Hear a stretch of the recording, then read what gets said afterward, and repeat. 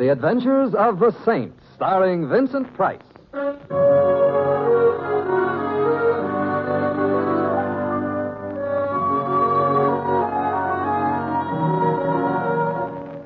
The Saint, based on characters created by Leslie Charteris and known to millions from books, magazines, and motion pictures. The Robin Hood of modern crime now comes transcribed to radio, starring Hollywood's brilliant and talented actor Vincent Price as the Saint. All right, I'm coming. Wait until I put my head on, can't you? You? Well, this is an unexpected displeasure. I gotta talk to you, Saint, quick. Let me in. All right, Blanco. But I'm surprised at you. 4 o'clock in the morning is no time for a man in your profession to pay social calls. Like I say, I gotta talk, and you gotta listen. I'm listening. They got a job gonna be pulled tomorrow. Today, I mean. It's a big deal, Saint. Big deal. Oh, I'm glad. I'd hate to think you'd retired from crime, Blanco. It would throw so many deserving policemen out of work. It's a dirty deal. Filthy. Sounds like something right up your alley. Not this kind of thing, Saint. This is one line I draw. And it's a straight line, you hear? Yes, I hear. Before I know what the score is, before I know who they're going to use it on, I rig it. The best job of its kind I ever do. It's going to work. And he ain't going to leave a trace. Yeah, I should never have had that spumoni right after a lobster dinner. Blanco, do you think if I get up and take some bicarb, you and the rest of this dream will go away? Listen to me. I can't go to the cops. You're the only one. You gotta stop it, Saint. You gotta. I gotta? Yeah, you gotta. And you only got till noon. Blanco, at the rate you're painting this picture, it's going to be at least noon before I know what it's all about. It's about murder. Oh, well, let's get down to personalities. Who is going to be murdered by whom? Why and how? Let's have the name of the potential victim as an appetizer, huh? We'll get down to the main course later. That calls for a kind of complicated answer. It was kind of a complicated question. But do your best. Neatness counts. You remember Frank Kane? Of the Chicago Canes? Of course. Who could ever forget the inventor of the game of encase your friends in a barrel of cement and dump them in the river? You'll remember. Yeah, I also remember that when the federal men were just about to catch up with him in Central America a few years ago, he was discourteous enough to die a natural death. Yeah. Somebody died in Central America 3 years ago. Not Frank Kane? There are places where a buck here and a buck there can get any moniker you want on a death certificate. And Kane had plenty of bucks. And getting the corpse to planting that same moniker is easy. So Frank Kane's still alive? Yeah, he's alive. But that ain't all. He used to... Wait. You hear something? What sort of something? Someone move in the hall.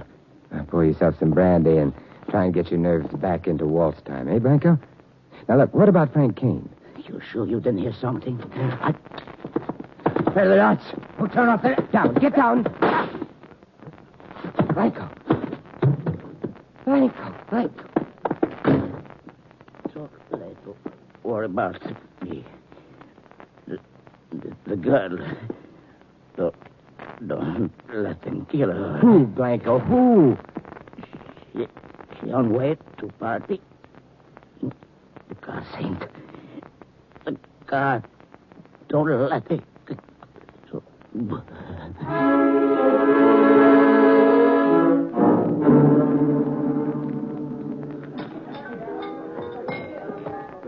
It's good to see you again, Mr. Templar.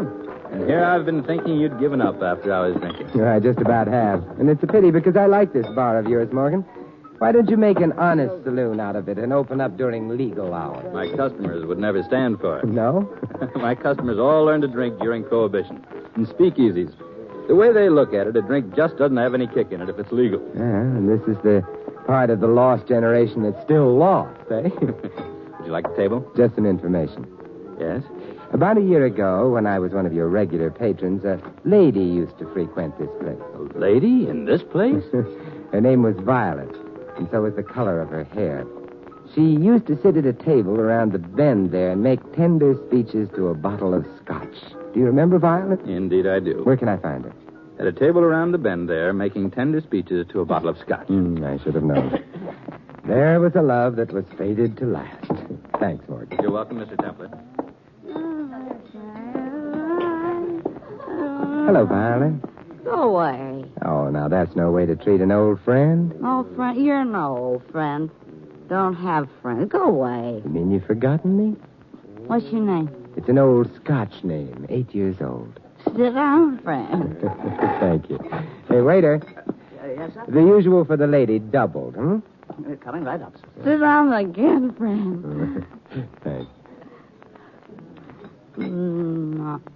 Look, speaking of friends, whatever became of Louis Blanco? Blanca? Mm-hmm. You friend of Blanca? A former friend. What do you want him for? You cop? No. I have some money for him. Money? You owe money? What for? Well, he did a job for me. Job? How about? I'd like to pay him before he gets the wrong idea. Where does he hang out? You don't know? What? About the job he got, the garage. What garage? Central Garage, 55th Street. Oh, yes, of course. Here you are, sir. My old friend. Violet, look, tell me something. You know I like you. Yeah, I like you, Violet. But tell me, why does a fellow like Blanco hang around a garage? You don't know? No. You're no friend of Blanco. You're a cop. You're pumping me for him. Let's have a drink. Yeah, let's. How's Frank these days? Frank? Yes, if you know Blanco, you certainly must know Frank. Blanco used to work for him in the old days. Frank came, remember? How do you torture me like this? You know Frank's dead. You sure? Sure. I ought to know whether or not I'm a widow. Why do you think I drink like this? Why do you think... Oh, look, Go sorry. away, go away.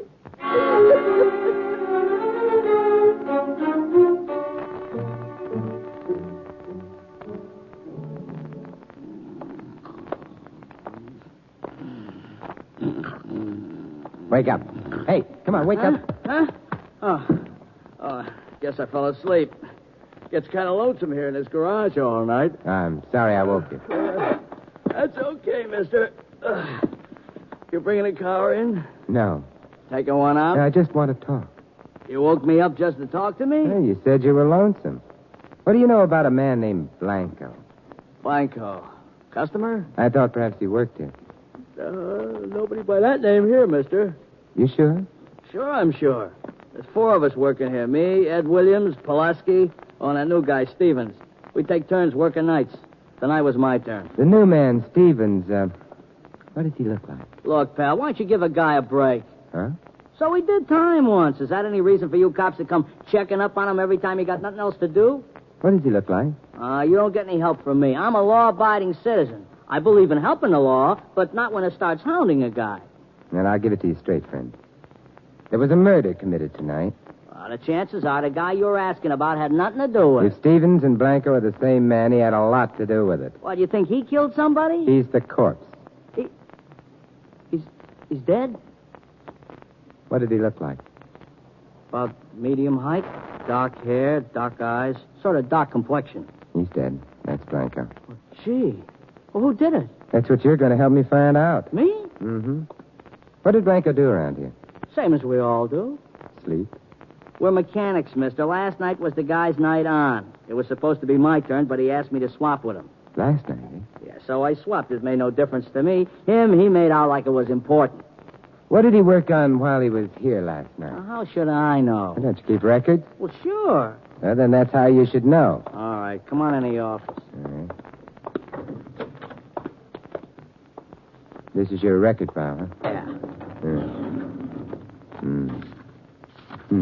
Yep, here's the report. Yesterday's date. Mechanic, Stevens. Lou's job, Andrews. Oh, yeah, that's that Hudson Hornet out there. Belongs to a real classy chick. Here's another report. Engine tune-up. Maddox. Maddox. Oh, yeah, that's a foreign job. The chauffeur-driven bus over there, but, that's funny. Oh, why? Oh, I tuned the engine on that heap only 3 days ago, and I did a good job. Why should they want it done again? Let's go take a look. Maybe we can find out. Yeah.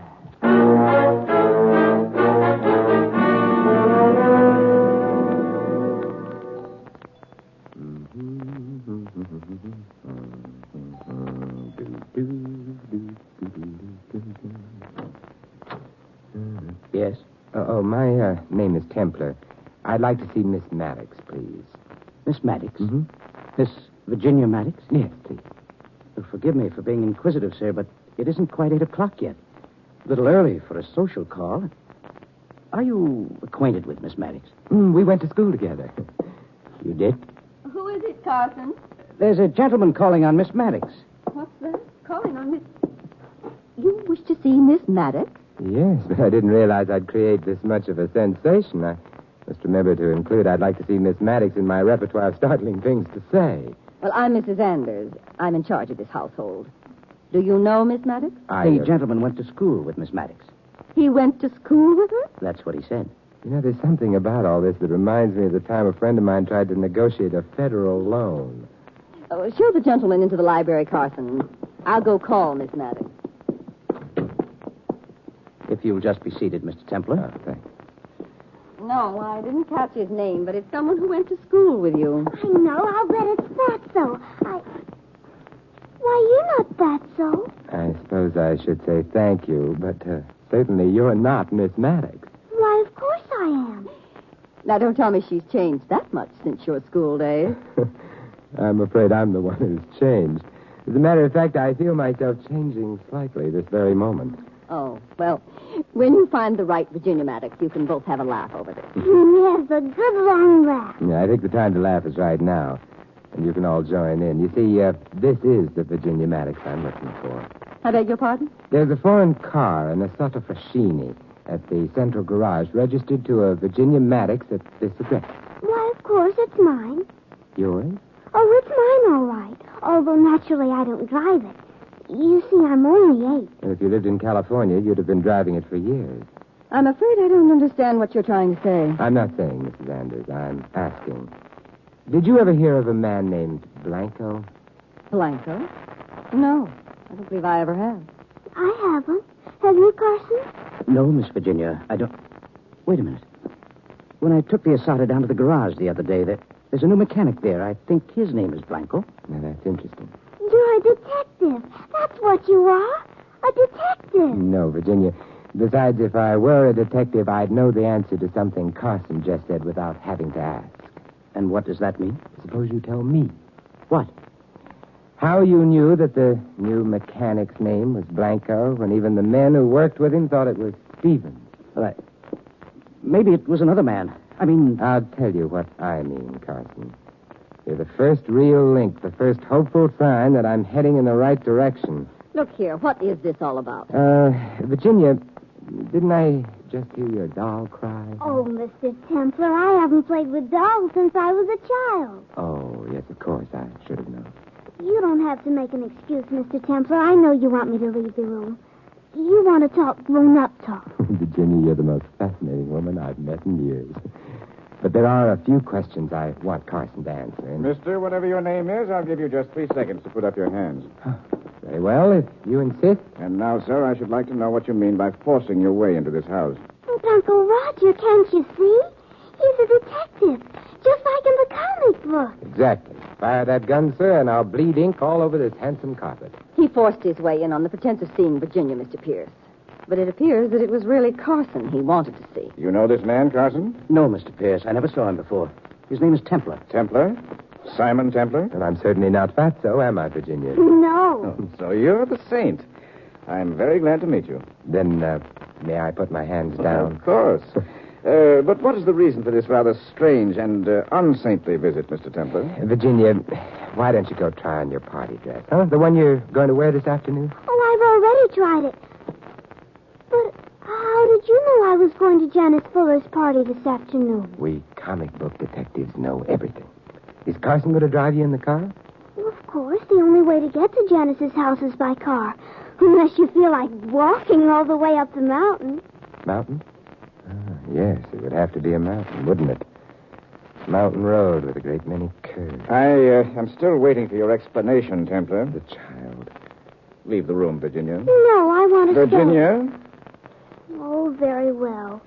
But you know I'll find out everything anyway. Carson will tell me. Won't you, Carson? If I can, dear.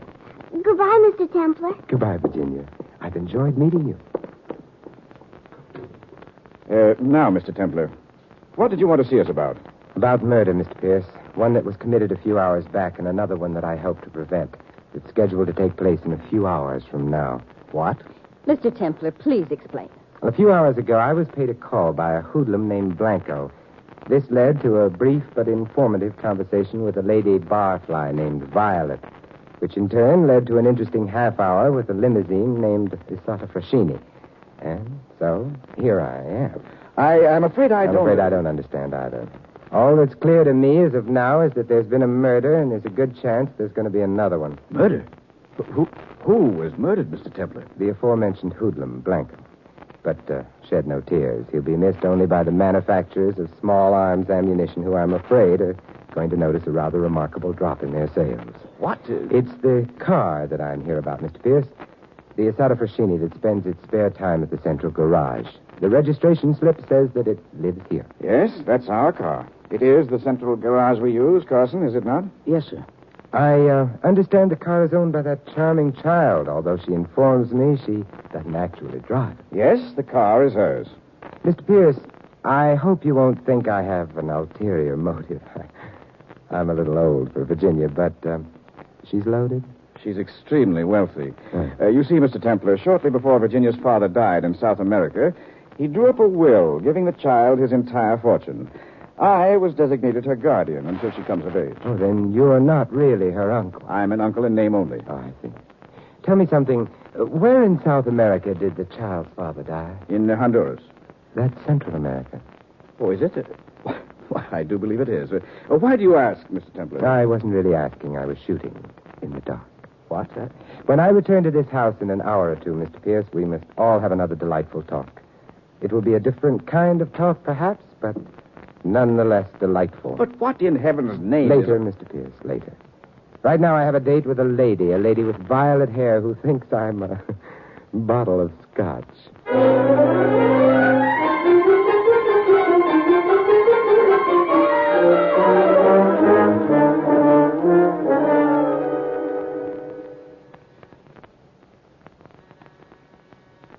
Yes, who is it? Package.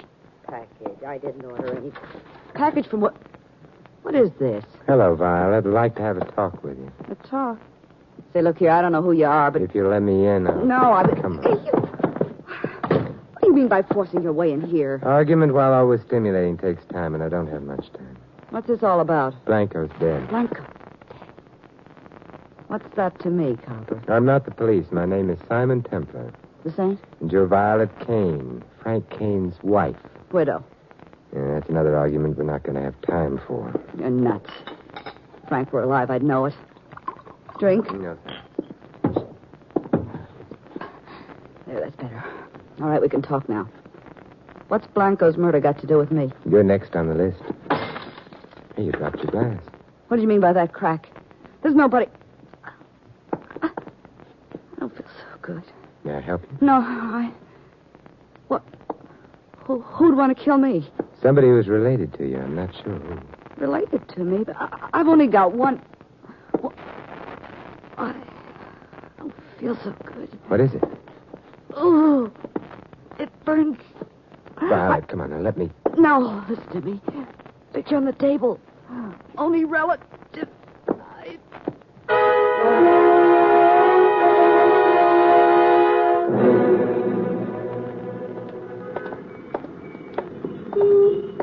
Hello there, Morgan. Oh, why, it's Mr. Templar. What brings you out in the cream of the day? I'd imagine a man who runs an after-hours saloon would naturally indulge in after-hours sleep. As a matter of fact, I was just about to go home, on my way to pick up my car. Not by any chance at the central garage? Oh, yes, how'd you know? Deduction. That's incredible. Not too incredible. It's easy enough to deduce that a man would keep his car in a garage that he happens to be the owner of. Oh, so you know that, too. There isn't very much you miss, is there, Mr. Templar? Murder has a way of sharpening one's senses. Murder? Man named Blanco. Should we go into the garage? Right behind you.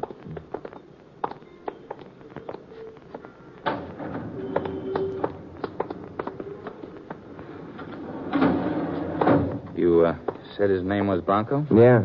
And just now, Violet Kane. Violet dead? But how? Someone evidently thought her whiskey would have a bigger kick with a pinch of poison in the bottle. It did. It's ghastly. Terrible. But who did this thing? You did. Me? I realize it's rather early in the day for a man to be at his best, but don't you think that joke is in bad taste? If it were a joke, it would be. The Asata. Beautiful automobile that child owns, isn't it? Look at those lines. So sleek, so graceful. Get in, Morgan.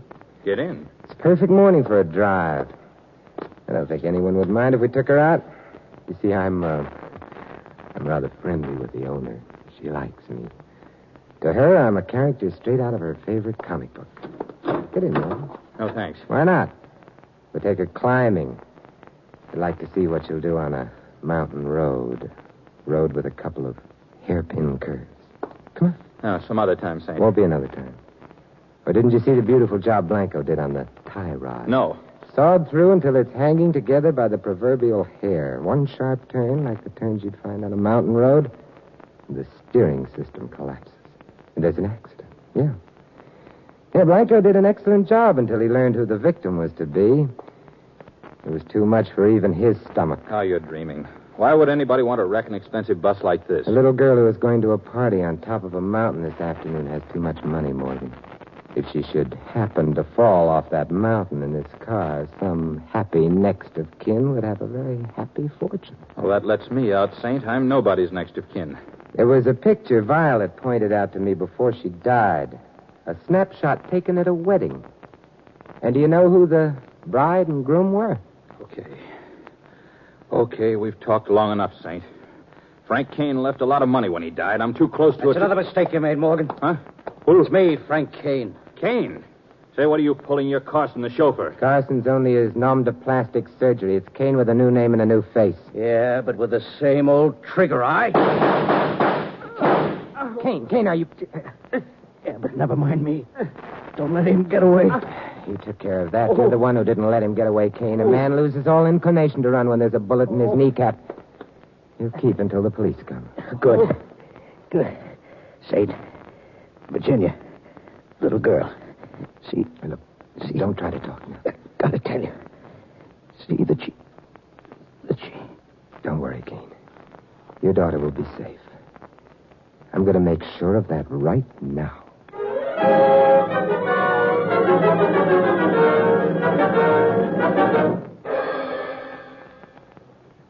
It's beyond belief, Mr. Templar. What sort of fiend could even dream of harming that child? It was a team of fiends, Mr. Pierce.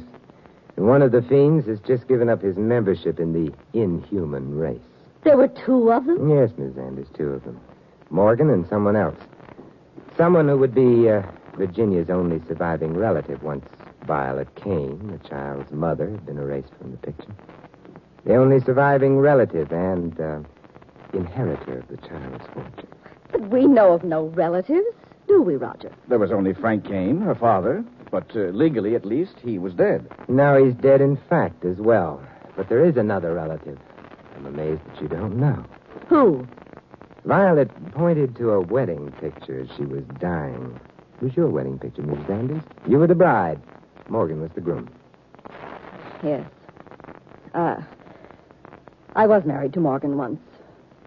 But surely that doesn't mean that I... Look here, Templar, this is preposterous. It would be even more preposterous if Violet hadn't had a sentimental nature. What do you mean? The snapshot. She wrote the names of each member of the wedding party on the snapshot. The names? Mm-hmm. She had your name written.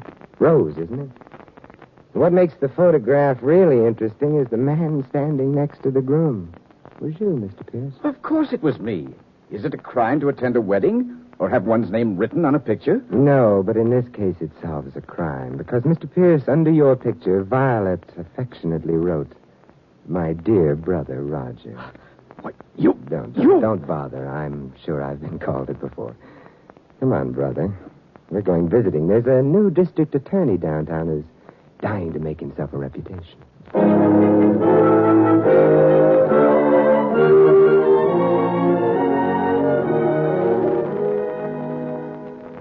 Virginia, I've brought you a present. Oh, Mr. Templar, you shouldn't have. But I'm so glad you did. But go on, open it.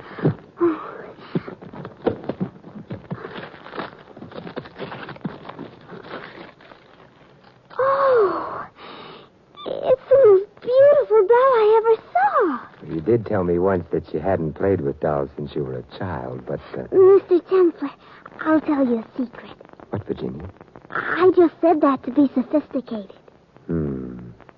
Something tells me that a certain young man named Fatso is going to be trimmed right down to your size.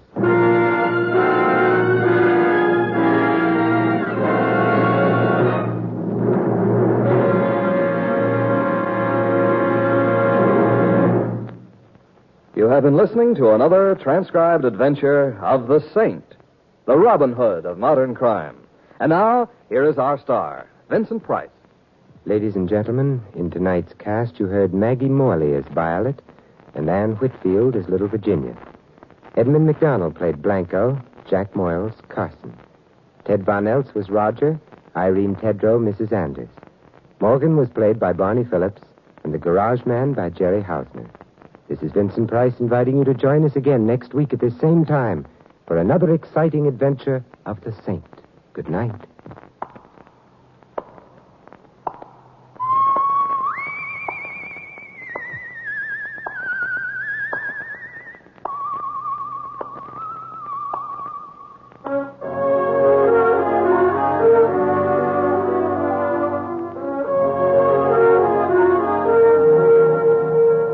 This adventure of the Saint was written by Michael Cramoy.